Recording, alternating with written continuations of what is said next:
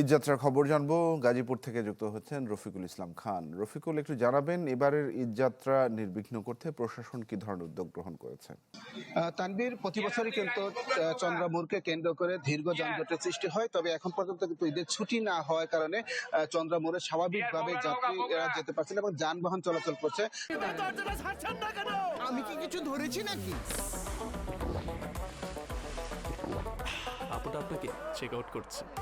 Just কুল থাকুন। স্বাভাবিক গতিতে তো আমরা আইন শৃঙ্খলা বাহিনীর সাথে কথা বলেছি, তারা যেটি বলছেন, যেহেতু সোমবার এবং মঙ্গলবার শিল্প কারখানা বন্ধ হবে, এই 2 দিন কিন্তু মহাসড়কে অতিরিক্ত যাত্রী এবং যানবাহনের চাপ রবে। সেই চাপ সামাল দেওয়ার জন্য তারা আসলে যে মহাসড়কে যে সমস্ত স্টেশনগুলো রয়েছে সবগুলো স্টেশনে অতিরিক্ত আইন শৃঙ্খলা বাহিনীর সদস্য মোতায়েন রয়েছে। বিশেষ করে গাজীপুর চৌরাস্তা এবং চন্দ্রামুর, এই 2 জায়গাতে কিন্তু বিপুল সংখ্যক আইন শৃঙ্খলা বাহিনী নিয়োজিত থাকবে। অর্থাৎ চন্দ্রামুরকে কেন্দ্র করে 3 শতাধিক আইন শৃঙ্খলা বাহিনীর সদস্য নিয়োজিত থাকবে, সেটি আমাদেরকে জানিয়েছেন। এছাড়া কিন্তু বিজিবি মোতায়েন করা হয়েছে, যাতে করে এই চন্দ্রামুরকে কেন্দ্র করে এবং গাজীপুর চৌরাস্তাকে কেন্দ্র করে বড় ধরনের কোনো যানজটের সৃষ্টি না হয়। কেননা অতীতে কিন্তু এই 2টি স্থানকে কেন্দ্র করে দীর্ঘ যানজটের সৃষ্টি হয়েছে। গেল ঈদেও কিন্তু চন্দ্রামুরকে কেন্দ্র করে টানা 2 দিন যানজট ছিল এবং যাত্রীদের ভোগান্তি ছিল। যাতে এবছর সেই ভোগান্তিটা না হয়, সেই জন্য তারা আসলে কাজ করছে। তবে যখন শিল্প কারখানা বন্ধ হয়ে যায় তখন কিন্তু প্রশাসনের যে সমস্ত